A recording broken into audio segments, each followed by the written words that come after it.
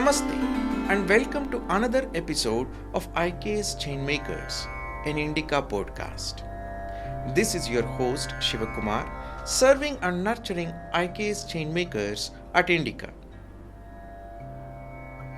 In this podcast, we bring to you people, their thought and their work, which is essentially Dharma in action through Indian knowledge systems. Our IK's Changemaker today is Dr. Mala Kapadia, who is the Director for the Center of Indigenous Knowledge Systems at Anaadi Foundation.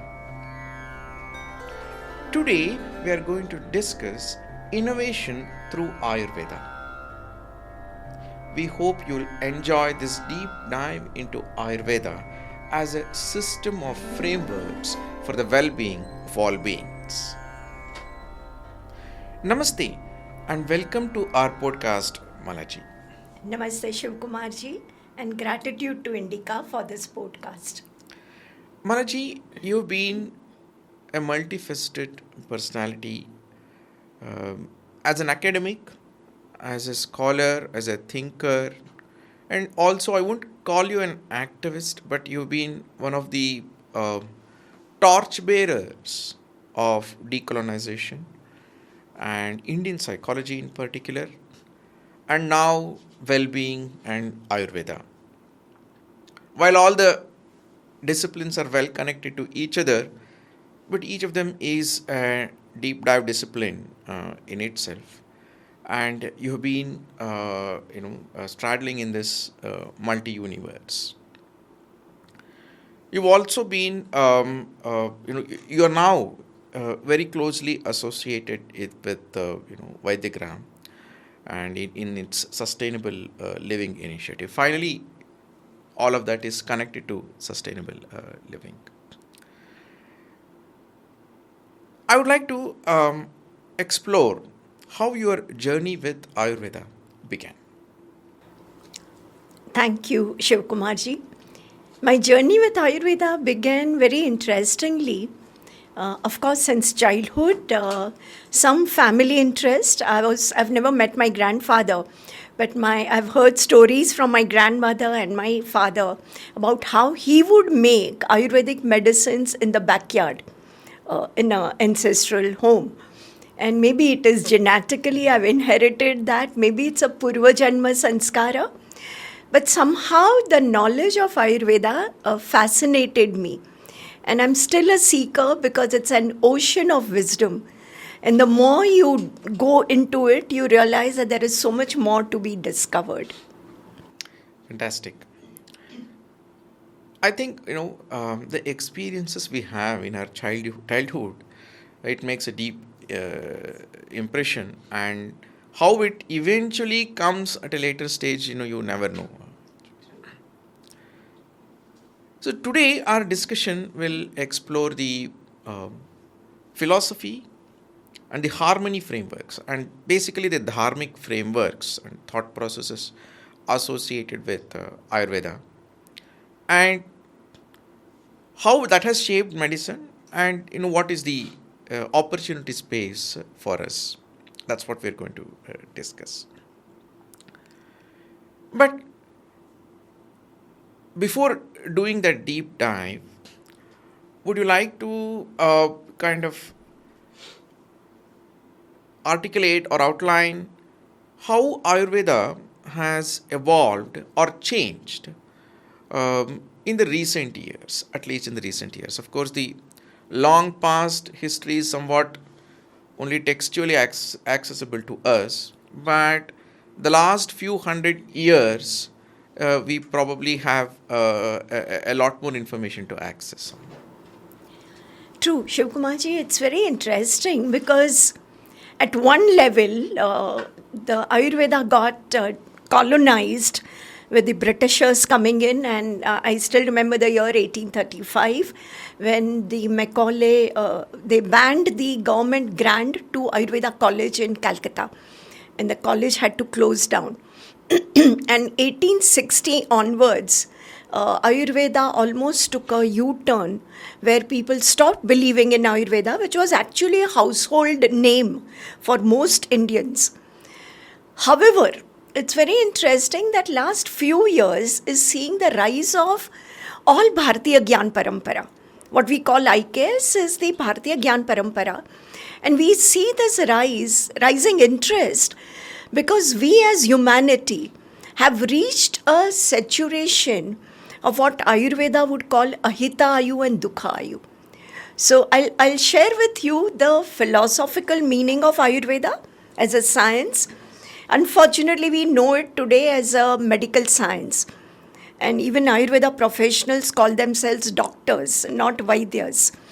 And because we are colonized, right? So we want to be known by whatever the Western medicine world is known by. However, Ayurveda, the name itself suggests that it's a knowledge of Ayu.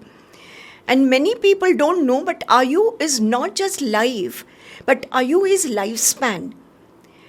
Today, the average age of humans are increasing in many countries, right?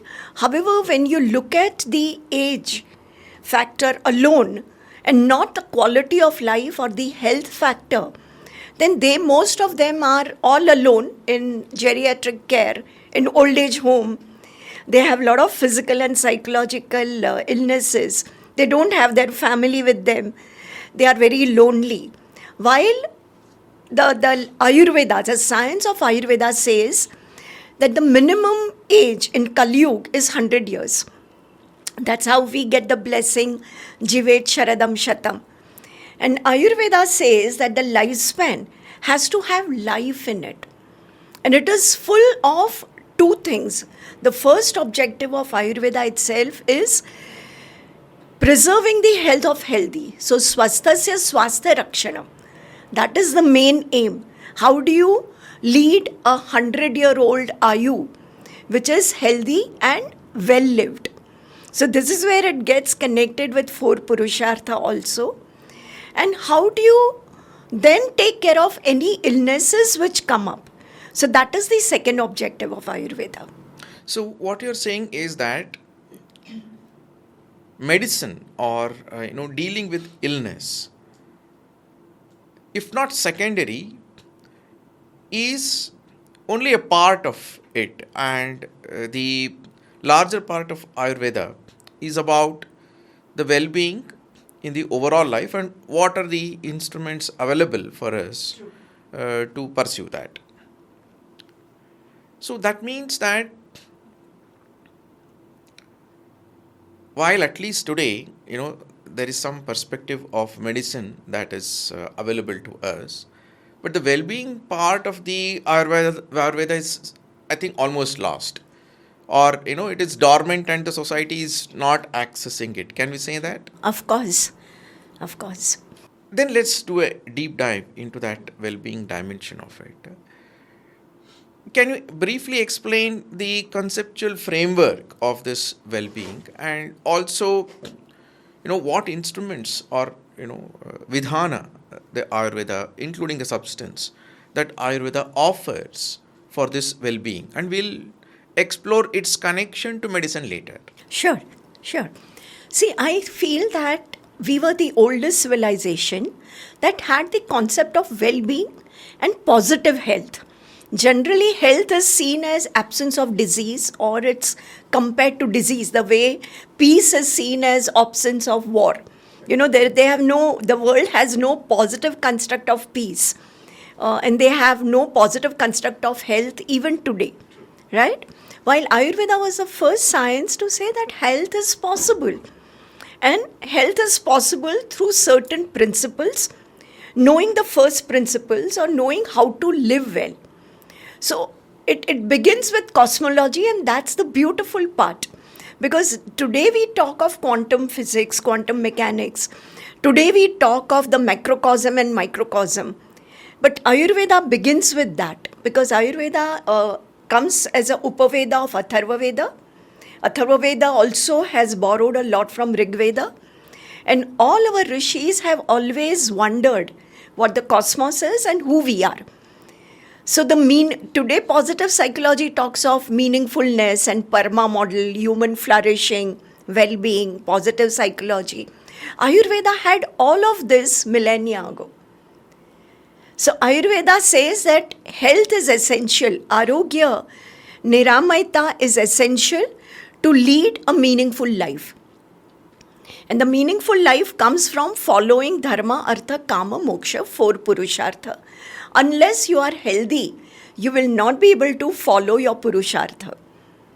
So you need to lead 2 kinds of ayu.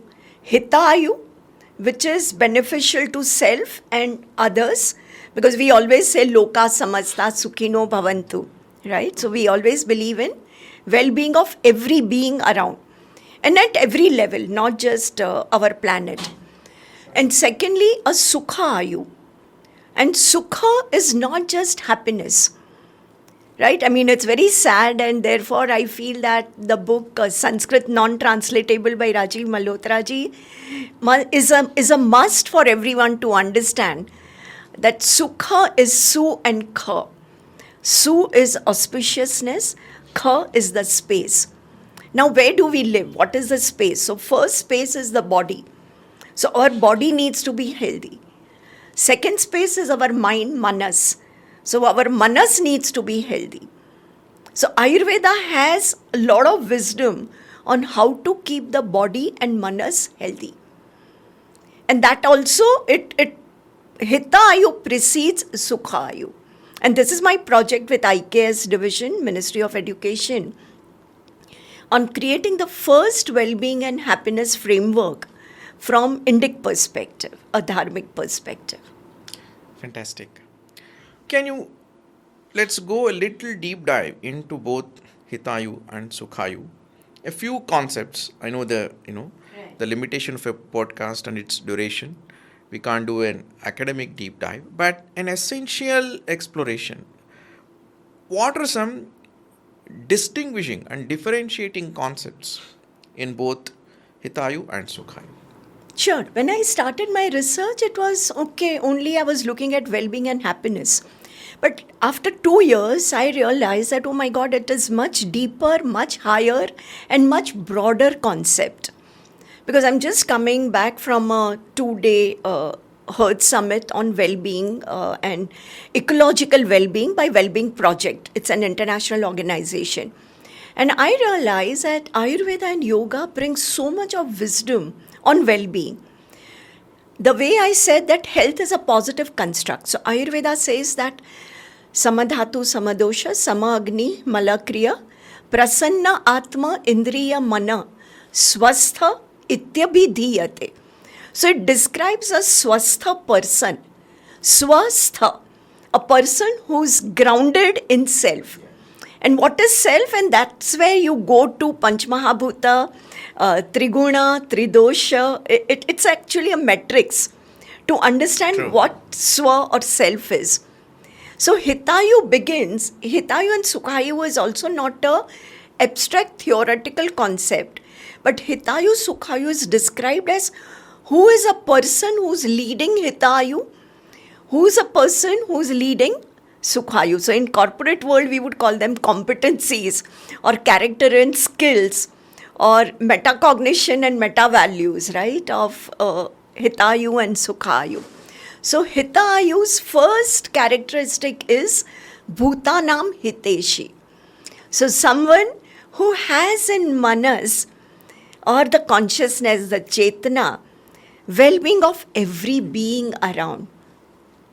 And Sukhaayu begins with what I said earlier, physical self and manasik. The health of Sharira, health of Manasa is the first characteristic for leading a Sukhaayu. Fantastic. So, that way, the perspective of medicine is not void of psychology. So, the psychology is an integral part of the medicine. At the same time, all of that is not void of our overall perspective of life and the way we imagine, we appreciate cosmos, the cosmology.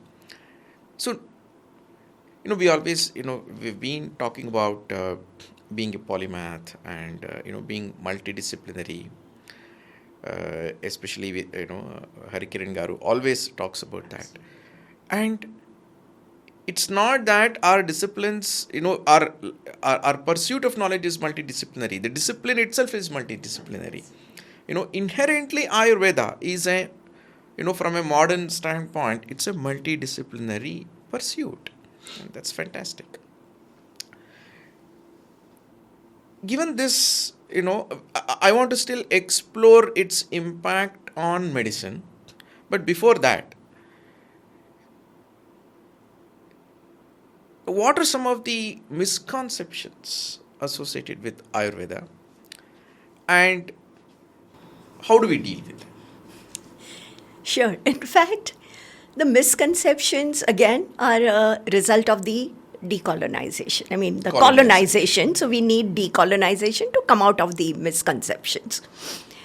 Because Ayurveda has been reduced to Ayurveda tourism and therefore Panchkarma. I mean, everywhere we go, we see Panchkarma centers, right? We see a beautiful girl doing massage and Shirodhara, and there is a champakam flower next to the reduced person. To Kama dimension. Reduced to, exactly.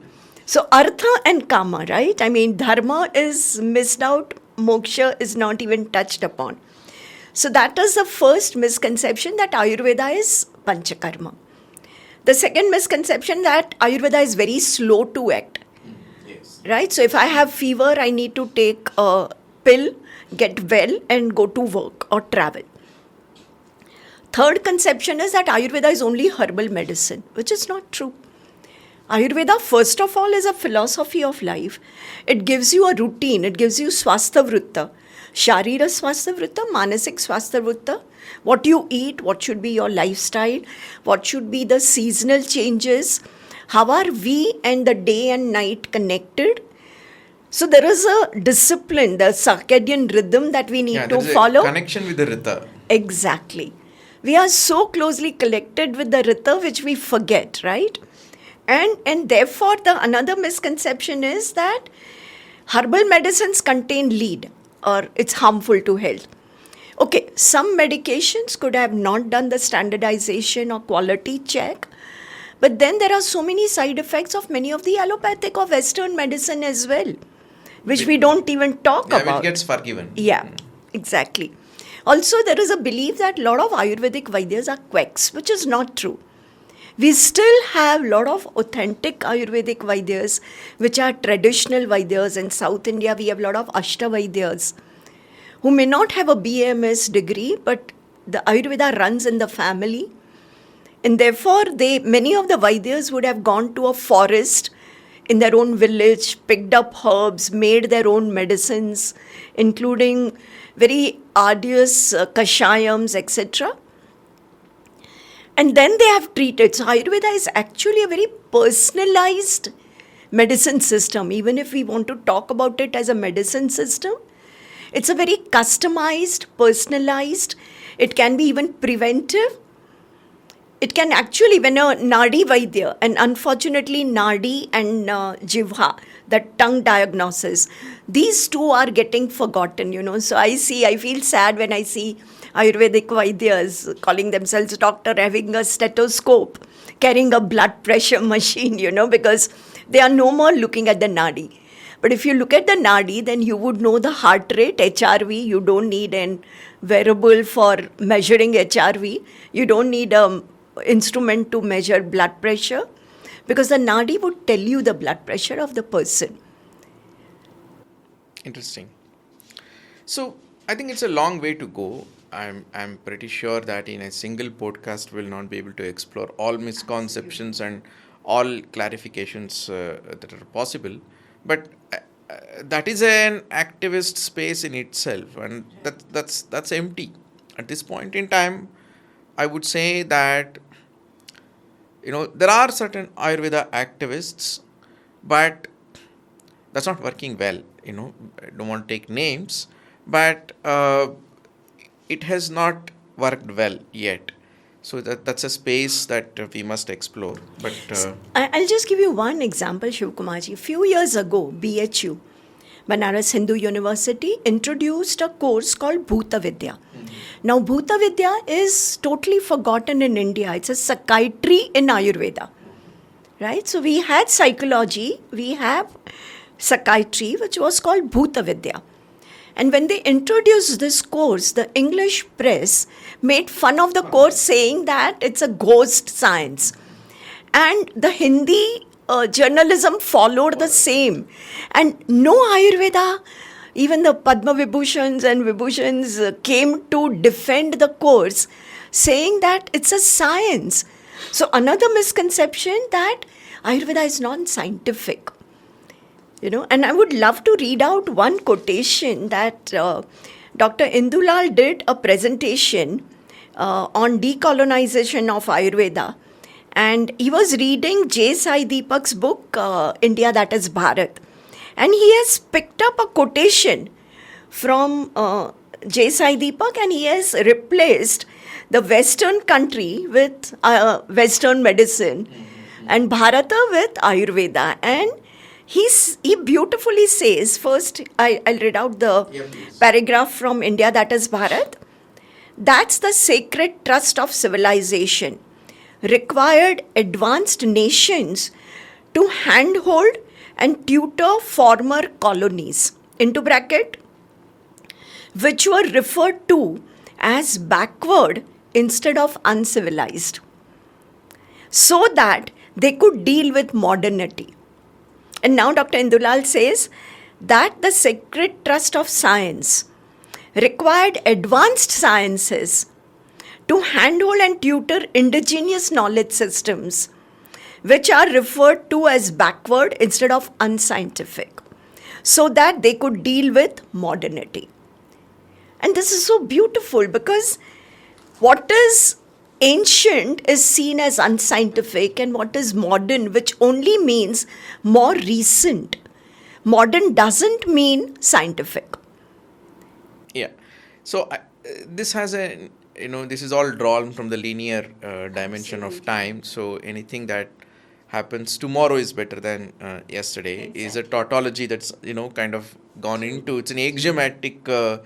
It has assumed an axiom-like proportion. I think you spoke of decolonization. I think that process is slowly begun, that everything ancient is not backward or less scientific.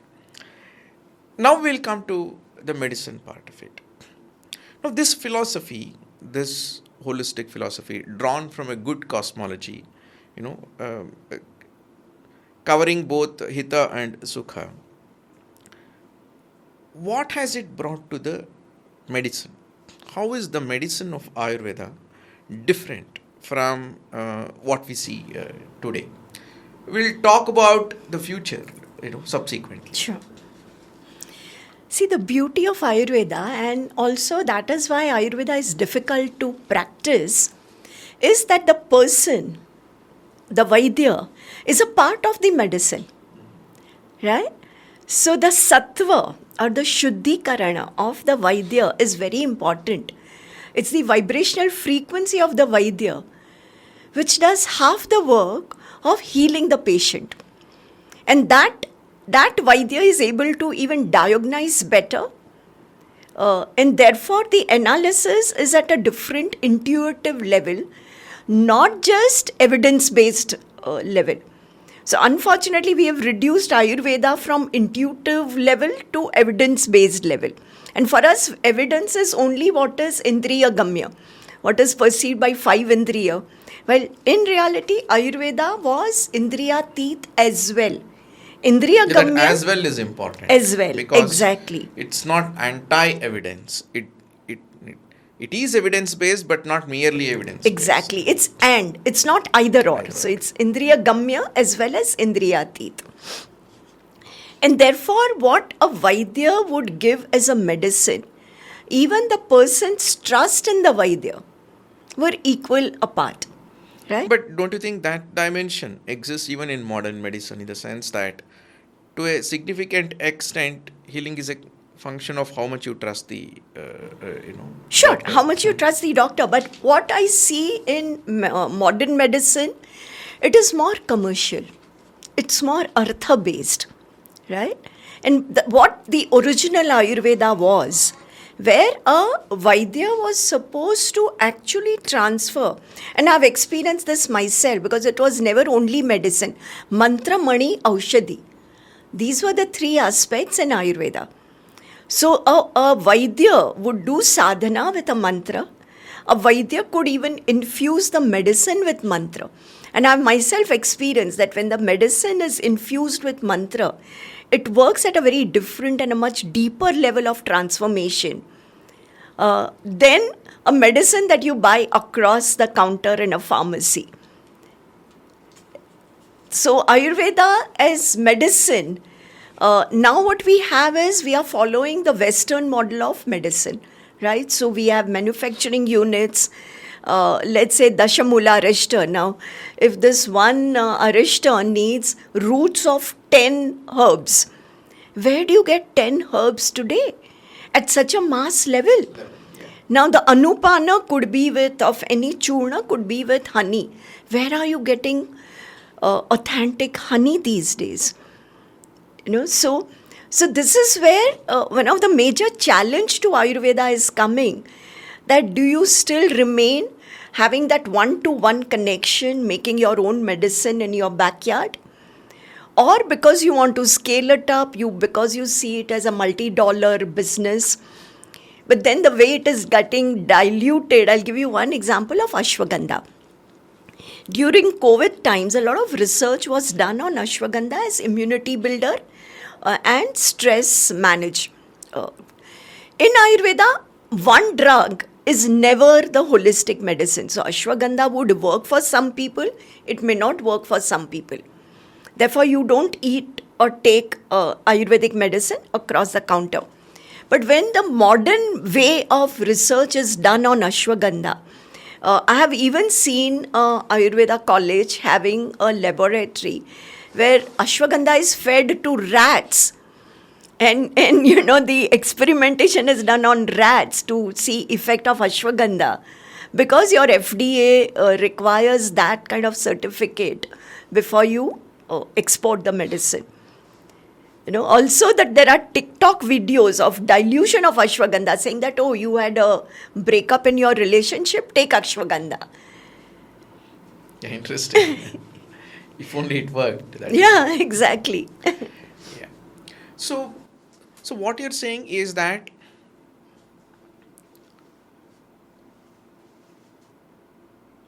it shaped the application of the medicine differently. That is, there are two dimensions to the medicine. How you administer, what you administer, when you administer. So that is one part of it. But is the medicine itself very different? That is the other dimension that I want to explore and understand. What is the essential difference between the nature of the substance of medicine from Ayurveda as opposed to modern medicine? More than medicine, it is the way a disease is understood. Right? So I'll give you one simple example. I've been getting tripping, getting torn ligaments, fractures. I was diagnosed with osteopenia.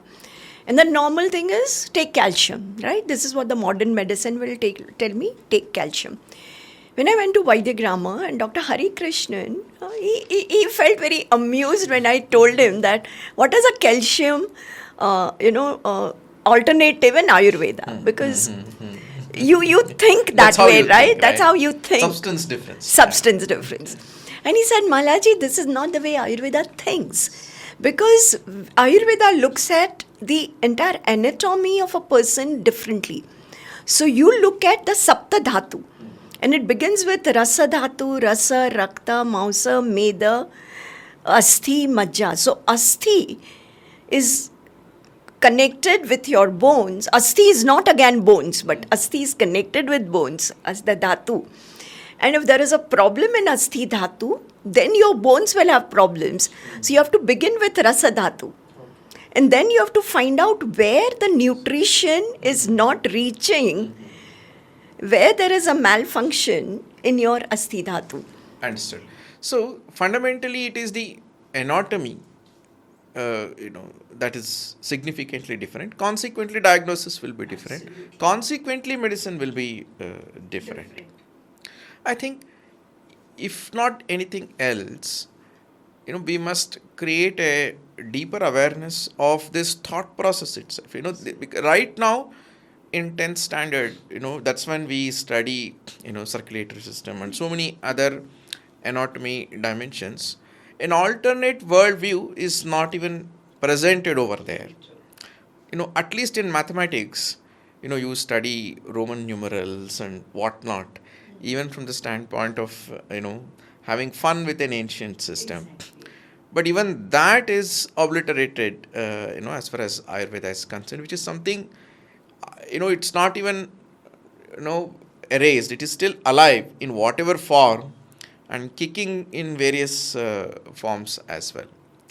So I think there is a very clear need to bring a deeper awareness. Absolutely. And this is what Anaadi is doing at the Dharma Gurukulam at Palani, and all the ICAS centers and the day Dharma Gurukulams are started.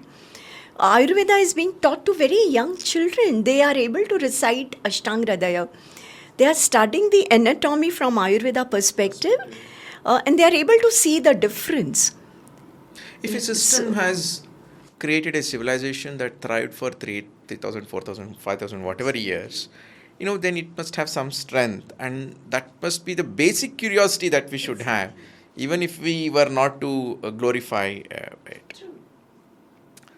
I think the government also has taken some interesting initiatives of late in if not mainstreaming, at least bringing it back as a subject of study. I think that is one revolution that possibly we will see in the next 10 years. True.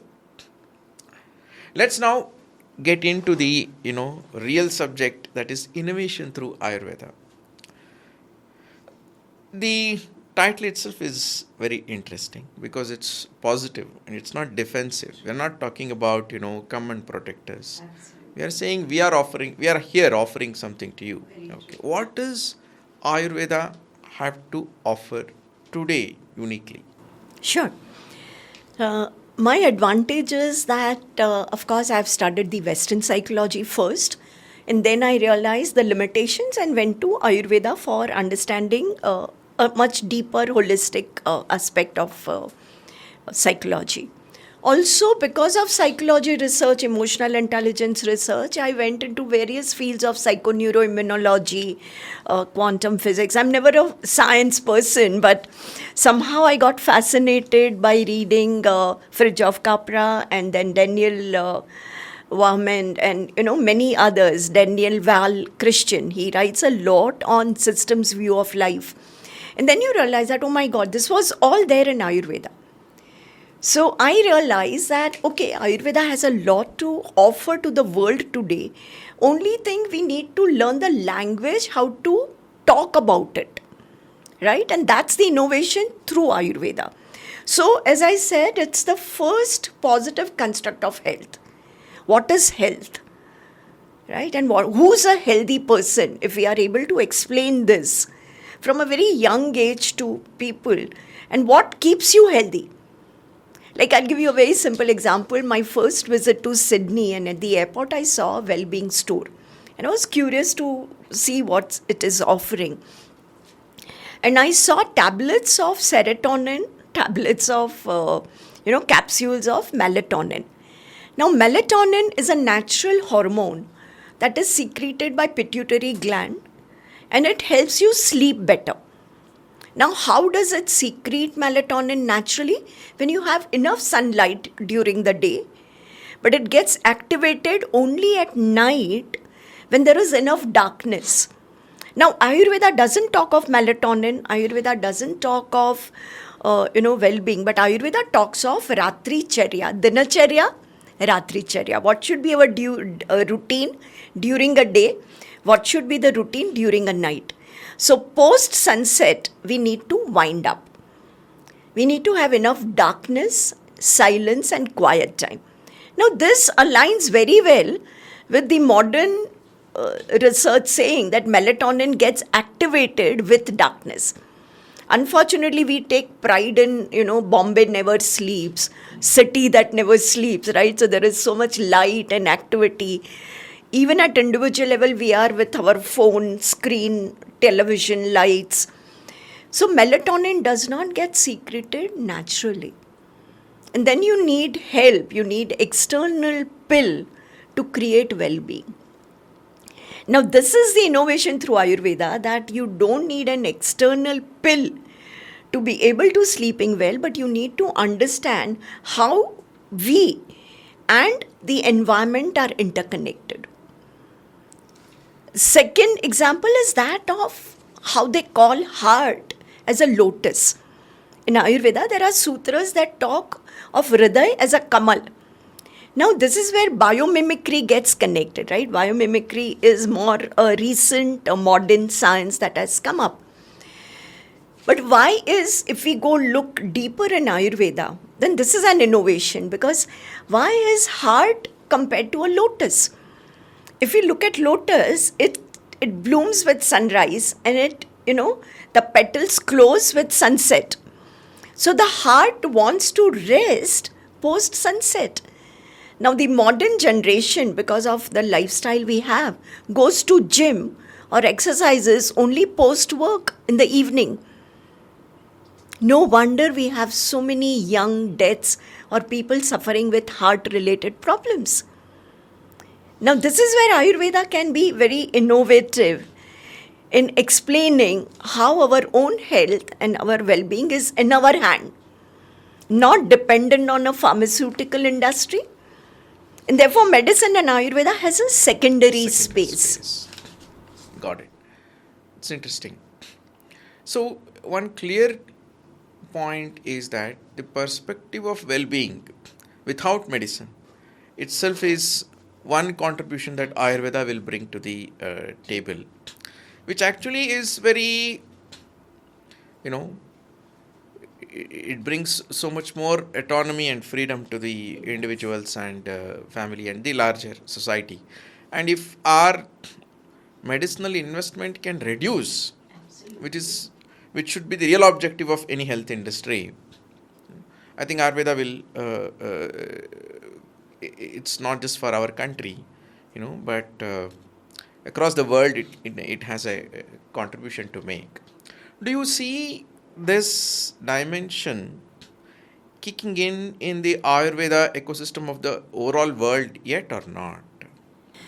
In fact, I do see that being integrated outside India more than in India, unfortunately, because even right now I have a friend who's come from Israel to India, and she's here at Vaidyagramma's Ayurvedic healing, and she does a lot of counseling. She's not a Vaidya herself, but she has an Ayurveda clinic in Israel. And people there are much more open, right? She has one of her juniors. She's working in the field of psychology, and she contacted me that how do you integrate Ayurvedic wisdom in psychology? And that's where I realized that Ayurveda was the first one to talk about psychosomatic wellness, not psychosomatic illness, right? We were the first science to talk of prasanna atma indriya mana, psychosomatic wellness. And only Condance Pert, who's called the queen of psychoneuroimmunology, has talked about it. And she talks about Anahat Chakra meditation for psychosomatic wellness. So, in India, we are still struggling because the BMS curriculum itself, we have created a lot of modern medicine as a part of the curriculum. So, a lot of people are getting confused, because you are learning at one level Panchmahabhuta, Triguna, Tridosha, and then you are looking at modern anatomy, and then you are not able to integrate. Yeah. So that brings me to another important question.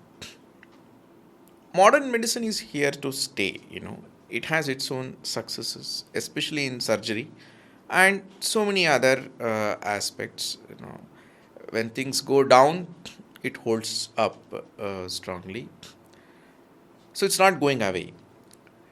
Now, obviously, there is a coexistence vision that, Ayurveda has to create for itself. We have to create. So how do you see this as, how do you see this engagement between Ayurveda and the modern medicine, or whatever else name it should be called with? And, what are the conflicts that need to be resolved? Is everything about competing to, for the same space, or are there spaces that Ayurveda can exclusively occupy? Or are there empty spaces where, Ayurveda can occupy before modern medicine goes there? So many dimensions of this coexistence. How do you view this coexistence? See, surgery first, I'll refer to that. In Sushruta Samhita, there is surgery written about it. Unfortunately, not many people followed it as a practice. So it's almost like a forgotten art, like how Bhoota Vidya is not being practiced. And we can always revive it. Like our only reference is that post-Tipu Sultan era. Absolutely. One barber, Right. setting right the nose. Exactly. Now, I'll share my personal experience. 1st January 2023, I had an accident and I had very bad fracture and torn ligament. And obviously at that time my foot was put in a plaster. I was given one painkiller, one antacid. But only those 2 tablets created havoc because I don't put any modern medicine in my body. So my body rejected it. And my first call to Dr. Ramkumar at Vaidyagrama was that, can Ayurveda help? And he said, of course, it can. And Dr. CB took over the challenge. And for 1 week, the immobilization from Ayurveda and modern medicine is the same for fracture. But post that 1 week of immobilization, they both have very different routes to healing. Right? And I took up the challenge and I said, I want to be an inspiring role model. That when I trust Ayurveda, I trust Ayurveda completely. I surrender to Ayurveda. And today I'm able to walk, go for tracks without any problems. So I see that, if we have Ayurveda put up as its own space, right? As you rightly said, we don't need to compete. There is no need for competition because that again is a very Western way of looking at it. Isn't it? Why do we need to compete? They have their own strength. We have our own strength. So if we focus on our own strength, so what is our strength? Creating well-being and health is our own strength. Creating zone of happiness is our own strength. Sattva Vajaya, which is one way, or Deva Vipashraya, which is another way of counseling in Ayurveda, which is forgotten. If we revive that, like it's very sad because I've actually met nothing against them, but I've met psychologists or counselors who themselves smoke, drink, are drug addicts, but then they go in their clinic and they are counseling people. Now, if you yourself are not healthy or dependent on a substance to feel the well-being, how do you create that well-being here? Because in Sattva Vajaya Chikitsa, the Vaidya herself or himself has to be sattvic. This is where the dharma part comes in. So Ayurveda emphasizes a lot on dharma. And I really feel that Ayurveda has so much to offer as proactive or preventive, which we are not utilizing. I think that must be the differentiating space Exactly. for Ayurveda. Right, because let's say season change. Even if we look at the COVID part, the spikes went up when the seasons were changing. And people were only connecting it as COVID cases going up. But if you look at it deeper, connected with seasonal change. April is when one hit. Seasonal change, we all go through cold, cough, fever, depending on whatever adharma we have, done during that season, which the body reacts. In Ayurveda, they're very scientific understanding of which season Vata, Pitta or Kapha gets accumulated in the body, spreads in the body and has a prakopa or becomes a disease. And therefore there are remedies.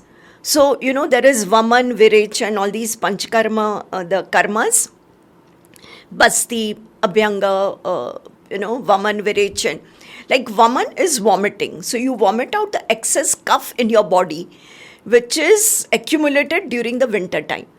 So when do you do the Vaman? Before the Vasant Rutu starts.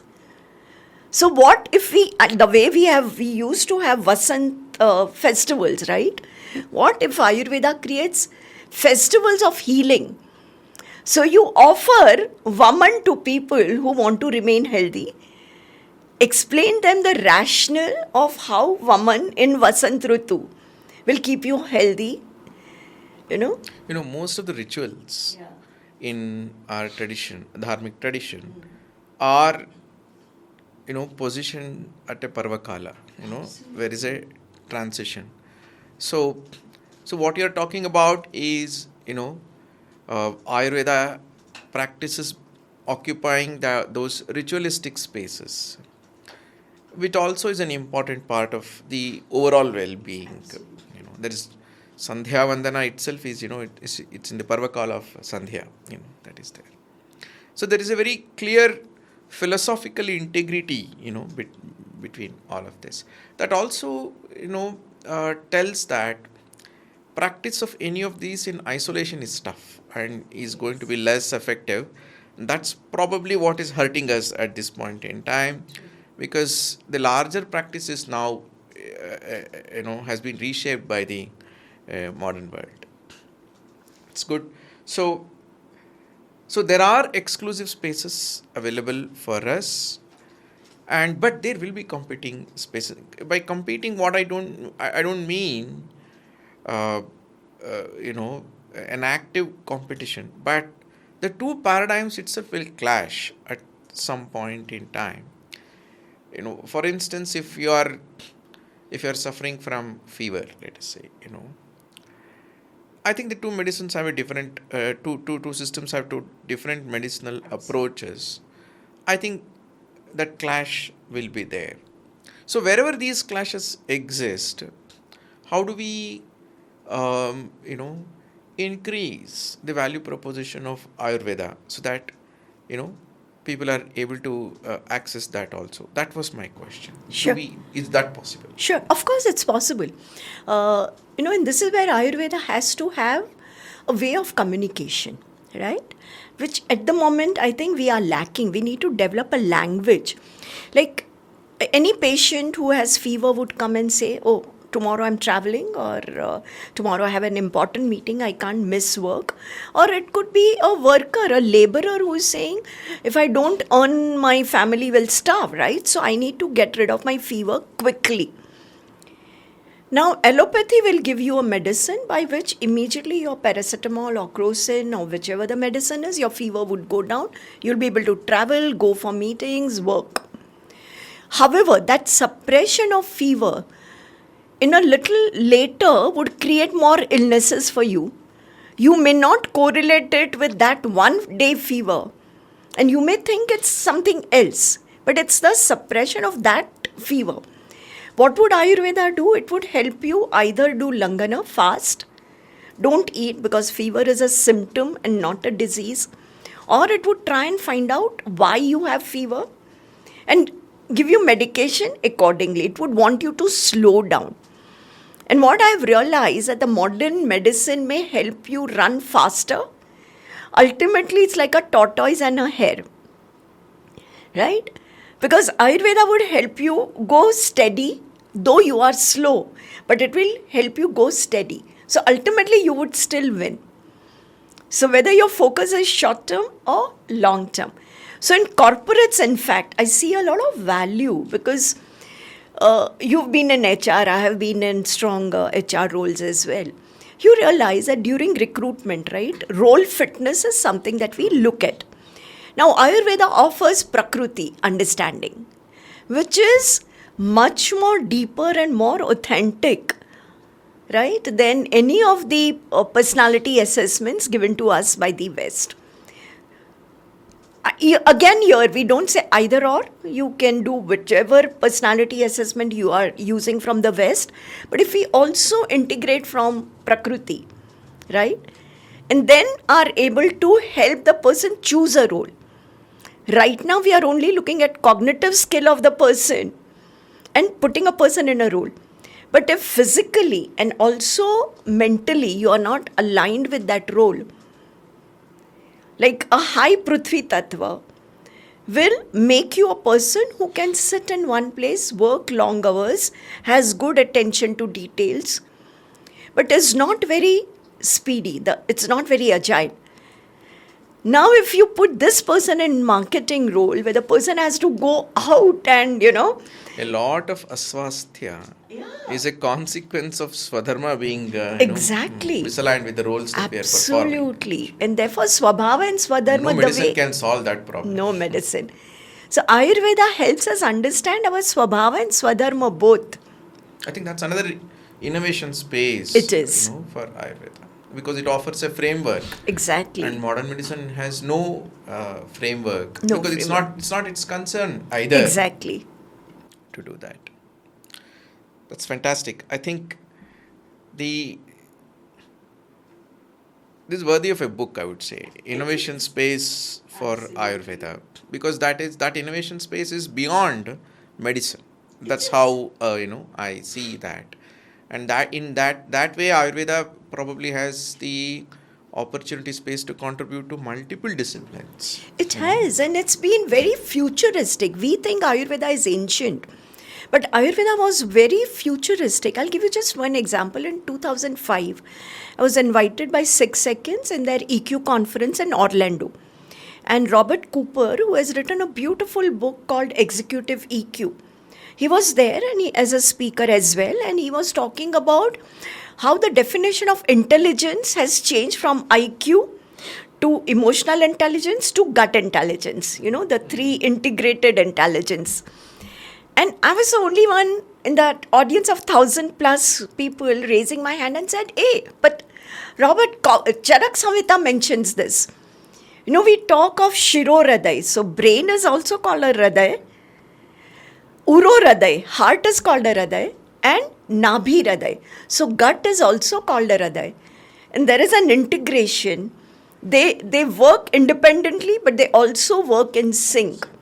And HeartMath, which is doing a lot of research on heart in a very integrated way, they talk about the importance of heart as a very central part of who we are, our existence.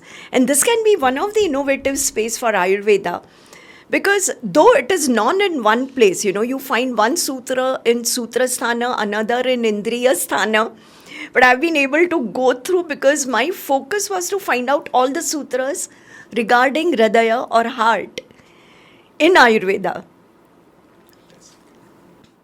This is exciting. If not anything, just being exposed to this web of concepts, Absolutely. Its interrelationships, and the very philosophy itself, Ideally, I would have expected philosophy students to be deeply interested in these subjects. Great. So, Maharaji, with that, we are, approaching the end of this podcast. Okay. So, now let's discuss a little bit as to what are some things that must happen for a definite way forward. Let me put it in a different way. We now understand the problem space. We also understand the opportunity space. What are some critical developments that will help make way for Ayurveda to come back to the mainstream? For that, Shivkumarji, I truly believe that we must have the best of brains from student life choosing Ayurveda as a main course of study. Today, unfortunately, whoever does not get admission in MBBS is choosing Ayurveda. Very few are committed to Ayurveda and choosing Ayurveda, or they believe in Ayurveda, or their families in Ayurveda, right? Otherwise, they are choosing Western medicine as their first choice. So, if we are able to go back, and that is what been my endeavor for last 7-8 years, is do faculty development program.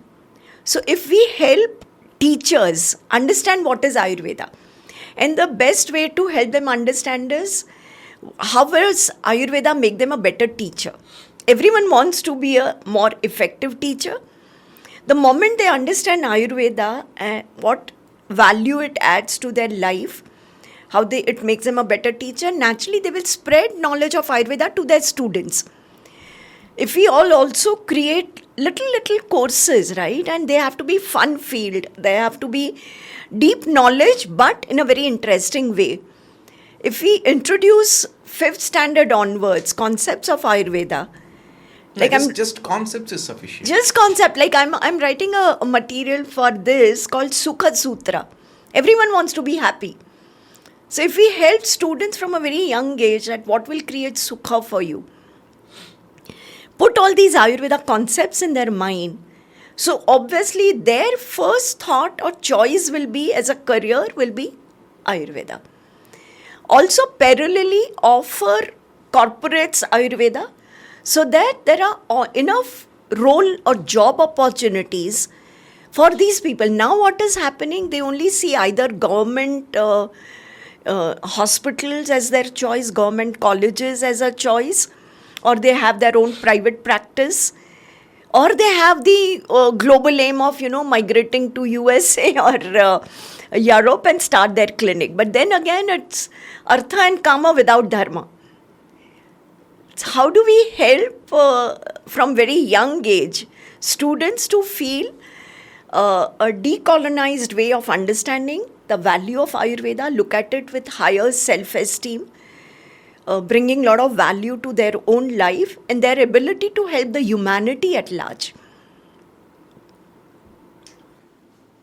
Yeah, I think it's quite a challenging space, I would say, because apart from having clarity on, what is the exclusive space that Ayurveda potentially has for itself, I think we're still way behind in figuring out what must happen. But there are fantastic centers. Vedigram is a phenomenon in itself. I think one day the institution and the people and the practices of Vaidyagram will become a matter of study someday, and that must inspire, because that is at the cutting edge. And it is whatever is at the cutting edge is what is going to be attractive to people. But cutting edge Ayurvedic practices are still not visible to the larger society, and we are grateful to gurus like you. We are very glad to have honored you with this award. It's an honor for us that we had the opportunity, and people like you taking that space of promoting, and not promoting but championing, and telling the world confidently that this matters. This has value for today and tomorrow. I think that will make a difference. The other thing is the psychology dimension itself, I feel, has a deep value, because I was talking to somebody and they were telling that when there are psychological or well-being mental health issues, conversations can't happen with practices that are evolved in the West, because your theories may come from wherever, but your people are not coming from there. True. And they need conversations from our universe. Absolutely. And what Ayurveda has to offer as a productive psychology also offers tools for those communications. So that's these are the kind of spaces where I think it'll have value for today and tomorrow, very instantly perceived by the larger society. Good, fantastic talking to you, Malaji. Namaste, and thank you so much Namaste. for being with me in this podcast. This is a never-ending conversation. It is. But before we end, I'll just like to give one example which recently happened. INDICA had offered my course on Indic Psychology, right, where I drew 80% of wisdom from Ayurveda and 20% from yoga, Natya Shastra, and our other ancient sciences. But one of the participants, we are still in touch with most of them, but one of the participants who's a clinical psychologist, and she recently said, Malaji, I'm integrating a lot of your wisdom, the course that came from that, in whatever I'm teaching now. And now I'm wondering, how did I even teach Western psychology for so many years? Yeah, absolutely. Because absence of an alternative is what is pushing people towards that. And, while medical doctors will take a lot more time to bring this innovation into the space, but psychology, psychiatry folks are open because they have a problem to deal with immediately. Exactly. And, social sciences will be open. Of course, the left liberal ecosystem will resist, but there is a lot more of social science in India, which is still not left liberal, and they don't have an ideological mental block to access Indian wisdom. So I think that the multidisciplinary nature of Ayurveda, I think, is going to help us create a substantial way forward, which finally may come to the medicinal world. Yes. Thank you so much once again. It was a pleasure talking to you. And of the many subjects, it's in Ayurveda that Indic concepts will be more accessible and experienced by our people. And I hope this revolution takes place in this decade. The signs are visible. Thank you once again. Thank you. And namaste. Namaste. Dhanyavada, Shivkumarji. Thank you all for being with us in this episode of IK's Changemakers, an INDICA podcast. In this episode, we spoke to Dr. Mala Kapadia, who is the director of the Center for Indigenous Knowledge Systems at Anaadi Foundation. In each episode, we bring you a new IK's Changemaker, whose thought and work are dharma in action through ideas and concepts in Indian knowledge systems. We look forward to you being with us in the next episode. Namaste and Dhanyavad.